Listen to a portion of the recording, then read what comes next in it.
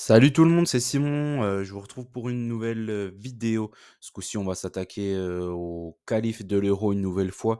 Ce sera pour les prochains matchs, du coup, d'aujourd'hui jusqu'à mardi. Voilà. Juste une petite chose, du coup, je ne ferai pas de vidéo sur les qualifs asiatiques et africaines. Tout simplement parce qu'aujourd'hui, je pense que tout le monde va partir sur le Nigeria et l'Algérie. Pour moi, c'est un peu plus compliqué que ça y ressemble quand même, mine de rien. Ça reste des matchs à l'extérieur en Afrique. Faut voir l'état du terrain, faut voir l'arbitre, faut voir quand même pas mal de choses. Il y a quand même pas mal de paramètres qui rentrent en compte. Donc je trouve pas qu'il y ait vraiment de codes sympas à jouer. Et demain, j'ai rien trouvé. Donc j'ai trouvé que pour après-demain.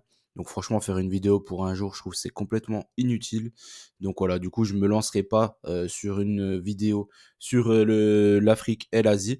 Par contre, je reviendrai mercredi. Là, du coup, ça sera la seule vidéo que je ferai là aujourd'hui.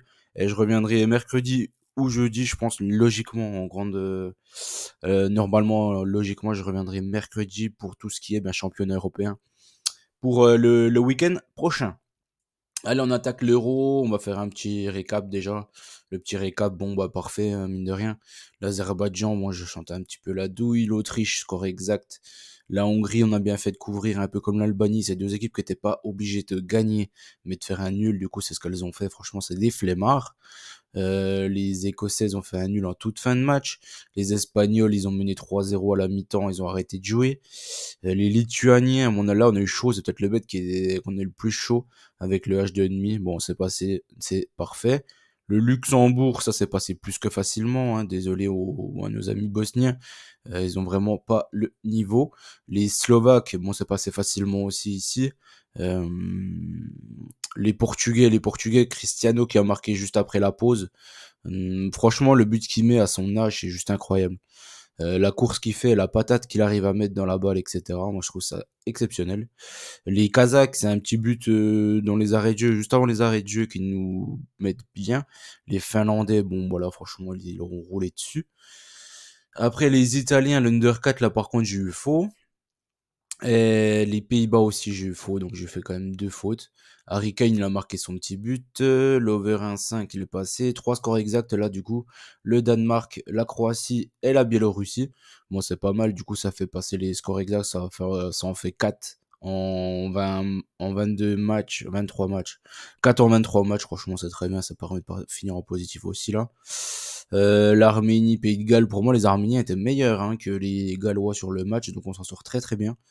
Les Croates facile. D'ailleurs, eux, j'ai regardé 20 minutes du match, j'ai tout de suite compris. Ils ont marqué deux buts assez vite, ils ont arrêté de jouer, ils ont fait tourner la balle. Les Biélorusses 1-0 aussi, c'est pareil, en fin de match, on s'en sort pas mal. Les Pays-Bas, bon là, ils nous ont mis dedans. Franchement, ils sont pas fameux. Moi, j'ai regardé que la fin. J'ai vu que Malen, à la toute fin, là, il peut marquer, il est tout seul devant le goal, il loupe son contrôle. D'ailleurs, lui, il est quand même très très décevant, que ça soit à Dortmund ou aux Pays-Bas cette année. Les Français qui ont gagné 14-0, mais qu'est-ce que vous voulez tirer d'enseignement sur ce match? Pas grand-chose, franchement, ils ont joué contre des plots. Et, à part Zaire Emery, là, qui sur son but, il se blesse, enfin, l'autre, il peut lui casser sa cheville, ce fou, là. Donc voilà. Il y a pas grand chose à en tirer. Ah si, il y a quand même eu un événement, il y a quand même eu un but de Dembélé, donc ça franchement c'est à noter. Suisse-Kosovo over 1,5, ça s'est passé. Heureusement, on a évité la douille suisse. Et les Roumains, pareil, on a évité la douille israélienne, donc c'est nickel. Les Roumains avec leur petite génération dorée, là, des jeunes espoirs qui vraiment arrivent à maturité, ils sont vraiment pas mauvais, hein. Franchement, j'aime plutôt bien la Roumanie. De lors des qualifs, ils ont fait vraiment une bonne qualif. Du coup, ça nous donne quoi? Ça nous donne 18 paris gagnés, 2 paris perdus sur 20 bêtes, ça nous fait 90% de réussite, c'est juste parfait. À ça, il faut rajouter les 100% de réussite en qualification sud-américaine et les 100% de réussite, les qualifs asiatiques, africaines. Franchement, c'est une trêve internationale assez exceptionnelle. Et, ça va être compliqué de faire aussi bien. Enfin, je l'imagine même pas d'ailleurs. Donc franchement, je vais pas mal me reposer sur mes lauriers. Je vais pas beaucoup jouer moi ces prochains jours. Je vous invite à en faire autant. Allez hop, le groupe A. Le groupe A, on attaque ça. C'est les matchs de l'Espagne, de l'Écosse, de la Norvège. Géorgie, et du coup, c'est Chypre, ils ont fini avec 0 points. Félicitations à eux. Que ça soit Chypre, Gibraltar, île Féroé et tout ça, je ne comprends toujours pas qu'est-ce qu'ils foutent dans les qualifs. À part essayer de blesser des joueurs et franchement, faire acte de présence, franchement, ça sert strictement à rien. Ils ont mis en place une Ligue des Nations pour pouvoir que toutes ces équipes-là, leur niveau, ils s'élèvent en jouant l'une contre elles. Mais en tout cas, que ce soit les Chypriotes, les gars des îles Féroé, les gars de Gibraltar, ils apprennent pas à jouer au foot en se prenant des grosses trempes. Franchement, c'est pas comme ça que t'apprends à jouer au foot. Malheureusement pour eux, d'ailleurs, ça doit être vraiment. Ils doivent être contents de jouer contre les meilleurs joueurs du monde, mais en vrai, ça la dessert totalement. Premier match, Espagne, Géorgie. Bon, par contre, j'ai vu le match aller. Du coup, ils étaient pris une énorme branlée à domicile, les Géorgiens. Donc là, je pars sur l'Espagne avec un over 1,5 aussi pour gonfler un peu la cote. Et je pense que l'Espagne va gagner assez facilement ce match-là. Je suis parti sur un 3-0. Et Écosse contre Norvège maintenant. C'est pareil, là j'avais vu le match aller. Les Norvégiens étaient au-dessus des Écossais, mais ils sont pris 2 buts en toute fin de match. Donc là, je me méfie quand même. Je trouve que les Écossais ont fait un mauvais match du côté géorgien. Donc je pense qu'ils vont quand même essayer de se refaire à la maison, mais j'ai préféré prendre un over 1,5. Faut pas oublier qu'il y a un Golgoth norvégien en pointe, donc à suivre quand même. Le groupe B, maintenant, le groupe B de la France, des Bleus, hein, qui sont déjà qualifiés, et largement. Voilà, ils ont fait que des victoires. Donc, il n'y a pas grand-chose à dire sur ça. Il y a les Pays-Bas, du coup, qui se déplacent à Gibraltar. Gibraltar, on l'a bien vu qu'ils viennent de faire. Déjà, c'est pas leur métier principal. En plus de ça, ils viennent de faire un match en 90 minutes à 10 contre 11 quasiment tout le match. Il s'est fait expulser à la combienième, à la 15e par là, non, Zaire Emery. Enfin, sur le tag sur Zaire Emery. Donc voilà, à mon avis, ils vont être totalement rincés. Après, il faut toujours faire attention parce que les Pays-Bas, vraiment, ils sont pas terribles. Quand De Jong n'est pas là, il reste pas grand-chose dans cette équipe-là. Donc faut faire gaffe. Il y a toujours Xavi Simons et Weghorst là qui me plante pas mal en ce moment. C'est encore lui qui a marqué hier. Mais faut faire quand même attention. J'ai pris quand même un H de ennemi, mais je pense que je vais me contenter du 1,5. Je pense que ça sera déjà pas mal. C'est juste que la cote, elle est pas assez intéressante pour vous la proposer. Donc je suis parti sur ça quand même. Les Français, du coup, du côté de la Grèce, il y a les Français qui sont déjà ultra grands, enfin, ils sont qualifiés largement, mais je pense qu'ils vont essayer de faire un perfect. Hein. Maintenant, c'est la seule chose qui peut leur tomber dessus. T'as les Grecs, ils sont sûrs d'être éliminés, ils sont sûrs d'être troisième. Donc franchement, il n'y a pas grand-chose à en tirer. Sur ce match-là, je pense que les Français devraient faire le taf. Je les ai pris en remboursé ce match nul, comme vraiment ils auront pas énormément de motivation sur ce match-là. Je le vois comme ça en tout cas. Je vois pas quel est l'intérêt de se fouler énormément en terre grecque, surtout que ça va être compliqué. À mon avis, il va y avoir un gros public et tout. Mais bon, franchement, mine de rien, je pense que les Français devraient gagner au final. Il y a trop d'écart de niveau dans ce groupe-là. Hein. La France, on voit bien qu'ils étaient largement au-dessus des Pays-Bas. Et entre les Pays-Bas et le reste du monde, enfin, entre les Grecs, l'Irlande et Gibraltar, il y a aussi un énorme cap. Donc voilà, je trouve que les Français sont vraiment au-dessus de tout le monde. C'est un groupe qui a servi strictement à rien. Le groupe C, maintenant, la Macédoine, l'Angleterre, l'Ukraine et l'Italie. Bon, voilà, on aura une finale. Hein. On aura une finale entre l'Ukraine et l'Italie, donc ça peut être cool. Ça peut être cool à voir, faudra suivre ça de près. Premier match, Macédoine-Angleterre. Les Anglais m'ont un peu déçu contre Malte, mais il avait fait quelques petites rotations, notamment Saka qui était sur le banc. Et quand il est rentré, il a déjà fait sa passe directe à Kane. Là, je vous invite à attendre de voir la compo initiale des Anglais. Je suis parti sur Kane ou Saka buteur. Je pars sur ça. Je pense que je suis quasiment certain que Saka il sera titulaire, comme il l'était pas le match d'avant. Et Kane, faudra suivre ça. Je suis pas sûr qu'il y ait vraiment de motivation à être titu. Donc voilà, prenez-le que s'ils sont les deux titulaires, bien évidemment. Euh, Concernant le classement des buteurs, Kane il a deux buts des premiers, donc je pense pas qu'il va le jouer. Logiquement, c'est fini pour lui. Ukraine, Italie maintenant. Donc là, c'est le match qui va nous intéresser, je pense, de ces 3 jours. Je pense que les Italiens, on les connaît, c'est aussi des flemmards aussi. Eux. Donc je pense qu'ils vont essayer de faire le strict minimum. Ils ont juste à récupérer un nul du côté de l'Ukraine, mais les Ukrainiens, il me semble, je crois qu'ils jouent à Leverkusen le match, du coup ils jouent en Allemagne. Donc franchement, il n'y a pas vraiment d'avantage ukrainien ou d'italien par rapport au terrain. Je pense que les Italiens, ils ont montré contre la Macédoine qu'ils étaient largement au-dessus, même si voilà, ils ont un peu amusé avec l'adversaire, ils ont arrêté de jouer à 3-0. Donc faut faire gaffe quand même.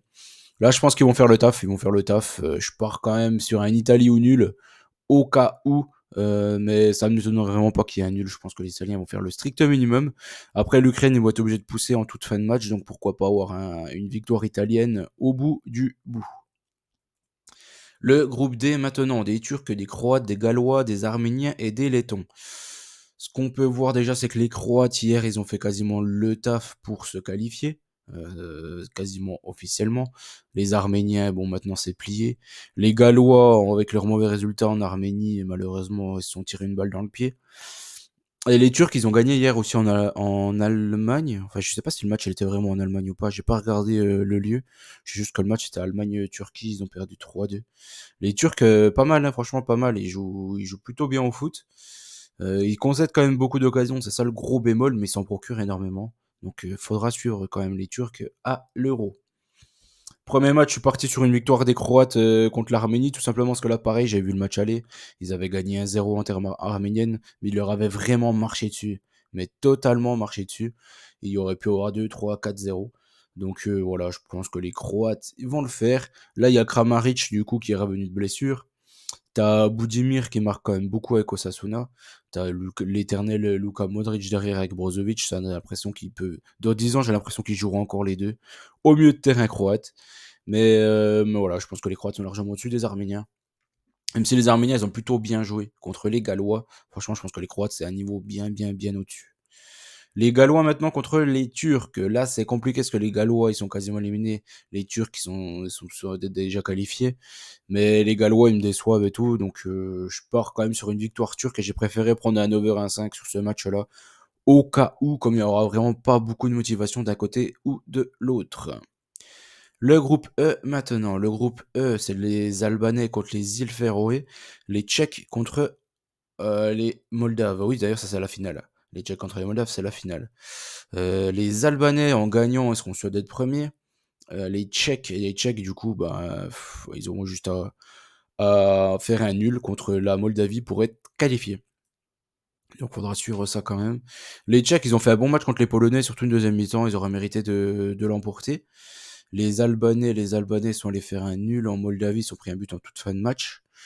Là, je les vois quand même largement supérieurs aux îles Forêt. Je suis parti sur une petite victoire, 2-0 de nos amis albanais.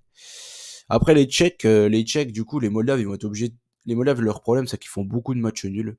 Il y a toujours Nicolas Isco devant là, qui est pas mal. Mais bon, ils ont quand même une équipe plus que limitée. Je pense que ils avaient fait un nul du côté de la Pologne. Mais voilà, c'était vraiment un énorme hold-up. Là, je pense que du côté des Tchèques, ils vont faire le taf. Je les vois vraiment faire le taf. Sur ce match-là, je suis parti encore une nouvelle fois sur un 2-0. Je pense que dans tous les cas, les Moldaves vont être obligés de proposer du jeu et de ne pas être tous derrière. Donc ça va vraiment leur porter préjudice, je pense, sur ce match-là. Le groupe F de l'Autriche, de la Belgique, de la Suède, des Azéris et de l'Estonie. Bon, l'Estonie, pas mal, hein, ils ont réussi quand même à choper un point dans ce groupe-là, c'est déjà pas trop mal. Maintenant, là, ils se déplacent en Suède, la Suède qui est plus que malade, hein, qui se sont pris une bonne petite trempe du côté de l'Azerbaïdjan. Mais mine de rien, sur ce match-là, quand même, faut peut-être pas déconner, ils vont gagner, je pense. Ils vont gagner plutôt tranquillement. Je suis parti sur un Suède avec un over 1,5 et un 3-0. Les Belges, maintenant, ils sont obligés de gagner pour récupérer leur première place. Leur première place qui est super importante pour les tirages au sort de l'Euro. Du coup, je pense que là, les Belges vont faire le taf, ça c'est clair, mais la cote, elle est trop basse. Du coup, je suis parti sur le buteur maison Romelu Lukaku. Tout simplement parce qu'il joue le titre de meilleur buteur. Ils sont premiers ex aequo avec CR7. Je pense que là, il va mettre tout le monde d'accord. Il va mettre au moins un but, voire deux contre l'Azerbaïdjan pour assurer sa place sur le trône des buteurs européens. Le groupe G maintenant. Le groupe G, c'est les Serbes qui recevront la Bulgarie et la Hongrie qui recevra le Monténégro. La Hongrie qui est déjà qualifiée grâce à un but dans les toutes dernières minutes en Bulgarie. D'ailleurs, la Bulgarie qui a failli faire un énorme hold-up. 2 ou 3 tirs dans le match. Ils menaient 2-1. Assez incroyable. Mais bon, on a l'habitude quand même dans ce type de déplacement, c'est assez compliqué en général. Et t'as le Monténégro du coup qui avait tapé la Lituanie qui a quand même fini avec 6 points, c'est pas trop mal. Voilà, c'est vraiment que des pays de l'Est, c'est assez incroyable ce groupe-là quand même, hein. Donc Serbie, Bulgarie, je pars sur la Serbie. Enfin ils vont faire le taf, je pense. Les Bulgares, ils sont très très chiants à jouer, mais à domicile.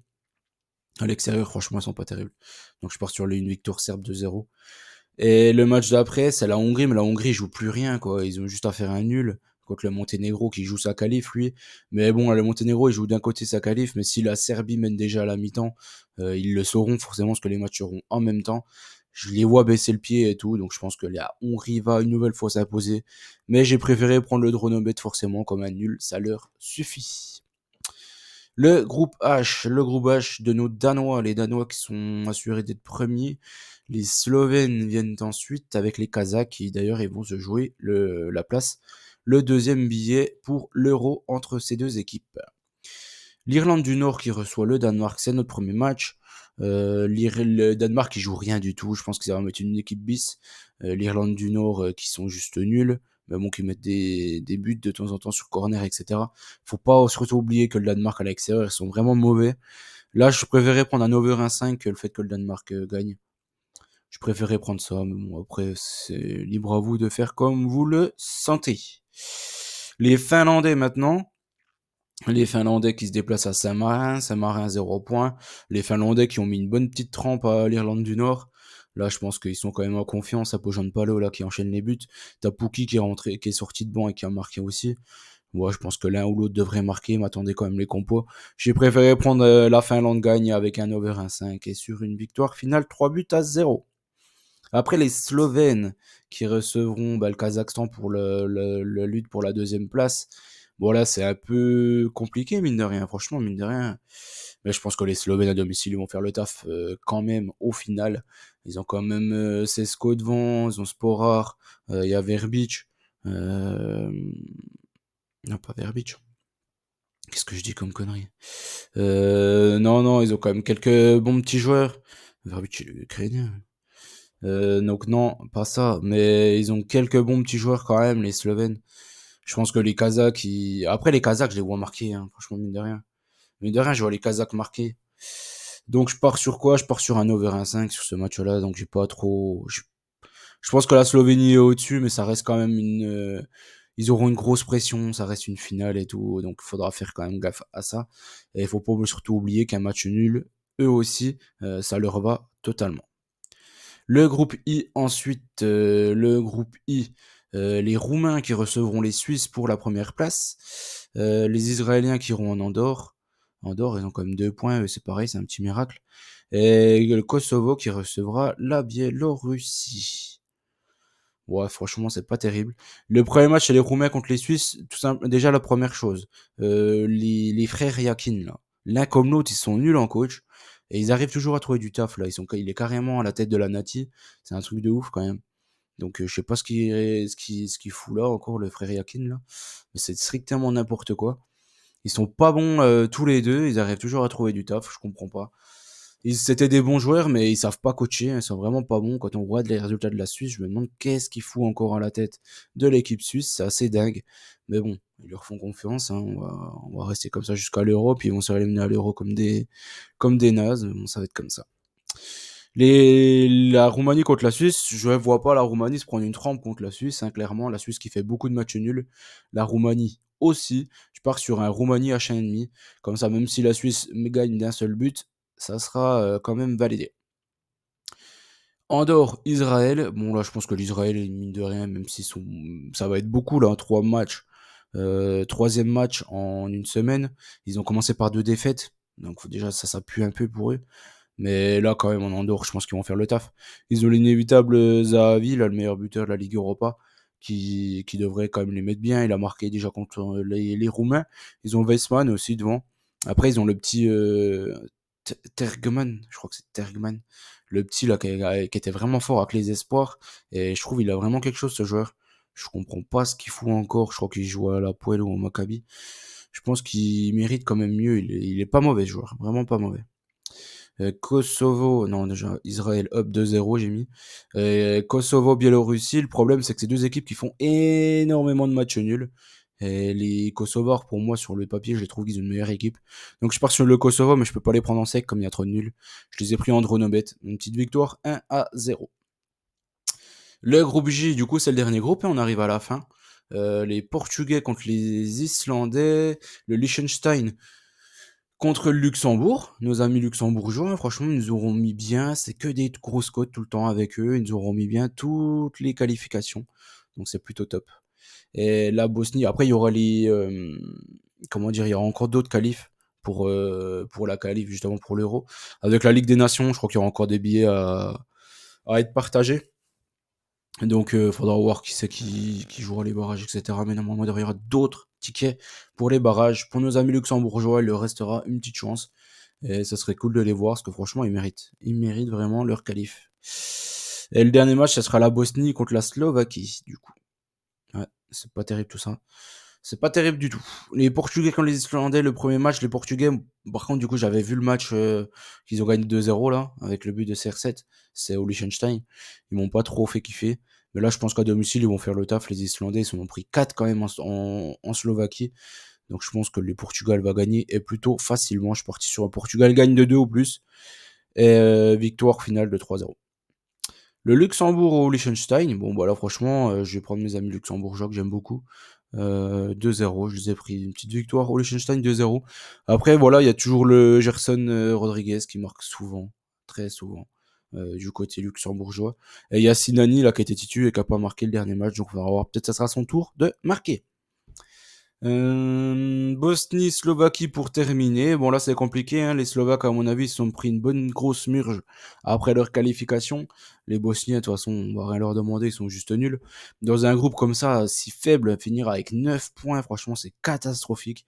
Avec l'équipe et tout qu'ils ont, c'est incompréhensible. Je ne comprends pas ce qui se passe en Bosnie. Je sais pas si c'est une histoire de c'est à cause de la sélection ou je sais pas. Je sais pas les coachs, ils ont déjà changé, donc je pense pas que ce soit vraiment que ça. Il doit vraiment y avoir une mentalité mauvaise ou alors des clans, je sais pas, du côté de la sélection bosnienne. Mais en tout cas, c'est fou. C'est fou vraiment d'être derrière le Luxembourg, derrière l'Islande. Quand t'as Dzeko, quand t'as Demirovic, t'as encore le Pjanic, mais bon, aussi, voilà. T'as Krunic, t'as Kolasinac. Moi, je trouve ça dingue. C'est incompréhensible pour moi d'être si mauvais avec une équipe comme ça. Pour revenir à ce match-là, bon, je sais pas quoi prendre. Franchement, clairement, je sais pas quoi prendre. Je me dis que la Bosnie, comme ça, à domicile, pourrait arracher quelque chose. Je préférais prendre un over 1,5 sur ce match-là. Bon, bah voilà, on a fait le tour de tout ce qu'on voulait voir ensemble. Tous les matchs de l'Euro, c'est finito. Je vous souhaite bonne chance à tous. N'oubliez pas qu'on gagne, on perd ensemble. Et n'oubliez pas aussi le petit like. Franchement, les résultats ont été magnifiques, donc je compte sur vous. Allez, ciao, ciao tout le monde et bonne chance à tous.